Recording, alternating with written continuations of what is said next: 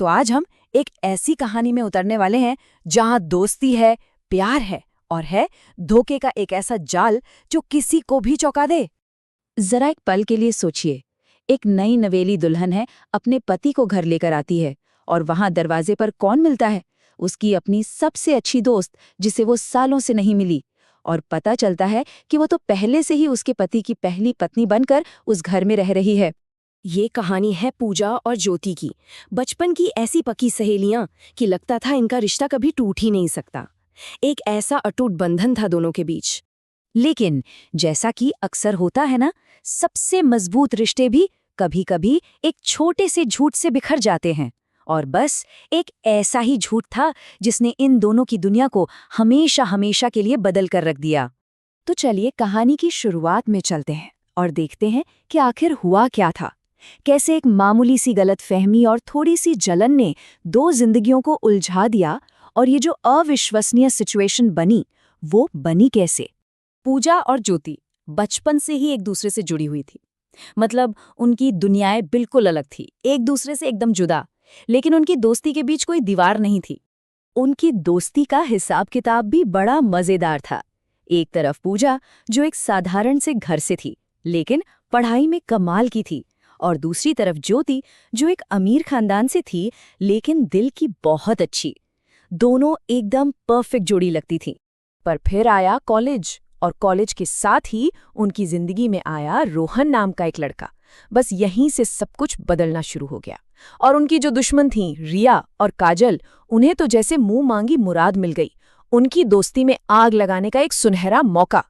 तो देखिए, ये जो पूरा ड्रामा हुआ ना, वो 5 स्टेप्स में हुआ। एक ऐसी गलतफहमी जिसे उनके जलने वाले क्लासमेट्स ने बड़ी चालाकी से बुना था, सिर्फ इसलिए ताकि ये दोनों अलग हो जाएं। रिया और काजल ने ज्योति के मन में पूजा के खिलाफ खूब जहर भरा। उन्होंने उनकी अमीरी गरीबी का फर्क इस्तेमाल किया और एक छोटे से झूठ को एक बहुत बड़े दर्दनाक धोखे में बदल दिया। खैर, साल बीतते गए, दोनों सहेलियां अपनी अपनी जिंदगी में आगे बढ़ गईं, पर उन्हें ये बिल्कुल भी अंदाजा नहीं था कि वो अब भी एक ही इंसान के जरिए एक दूसरे से जुड़ी हुई थीं। पूजा की अरेंज मैरिज होती है निगम नाम के एक लड़के से, पर निगम को पूजा का सीधा साधा पारंपरिक अंदाज बिल्कुल पसंद नहीं आता और वो उसके साथ बहुत बुरा बर्ताव करता है। सोचिए, रात दिन पूजा को अपने पति निगम से बस यही सुनने को मिलता था। और दूसरी तरफ किस्मत का खेल देखिए, वही निगम एक दिन एक कैफे में ज्योति से टकराता है, और ज्योति के मॉडर्न और कॉन्फिडेंट स्टाइल को देखकर वो पहली नजर में ही उस पर फिदा हो जाता है। ये निगम का वो चार्मिंग अंदाज था जो उसने ज्योति को दिखाया, जबकि अपनी शादीशुदा जिंदगी के बारे में उसने ज्योति से सब कुछ छिपाए रखा। उनका रिश्ता बहुत तेजी से आगे बढ़ा, एक ऐसा रिश्ता जिसकी बुनियाद ही झूठ पर रखी गई थी, और इसका नतीजा एक और सीक्रेट शादी।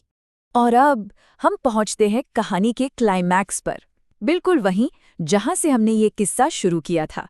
ज्योति अपने नए पति निगम को लेकर घर आती है, इस बात से पूरी तरह अनजान कि दरवाजे के पीछे उसका अतीत उसका इंतजार कर रहा है। जैसे ही ज्योति घर के अंदर कदम रखती है, बस एक ही पल में उसकी दुनिया हिल जाती है। सामने पूजा खड़ी है, और बस उसी पल सालों से दबे हुए सारे राज, सारे झूठ एक झटके में सामने आ जाते हैं। फिर तो बस एक के बाद एक सच सामने आने लगते हैं। सालों का दर्द, गलतफहमियां, सब कुछ खुलकर सामने आ जाता है। पूजा बताती है कि उसने तो ज्योति की खातिर ही रोहन को मना किया था, और तब जाके ज्योति को एहसास होता है कि उसके साथ कितना बड़ा धोखा हुआ है। और निगम, जब वो अपने ही बुने झूठ के जाल में फंस जाता है, तो वो गिड़गिड़ाने लगता है, अपनी गलती मानता है, बदलने का वादा करता है, और बस सिर्फ एक और मौके की भीख मांगता है। लेकिन कहानी में असली ट्विस्ट तो अब आता है। ये ज्योति ही होती है जो पूजा को समझाती है कि वो अपने धोखेबाज पति को एक और मौका दे। उसे लगता है कि निगम ने अब अपना सबक सीख लिया है। तो कहानी खत्म होती है माफी के साथ, लेकिन अपने पीछे एक बहुत बड़ा सवाल छोड़ जाती है, विश्वास और दूसरे मौकों को लेकर एक सवाल कि क्या इतने बड़े धोखे के बाद माफ कर देना सच में मजबूती की निशानी है, या फिर ये आने वाले और दर्द को एक न्योता है।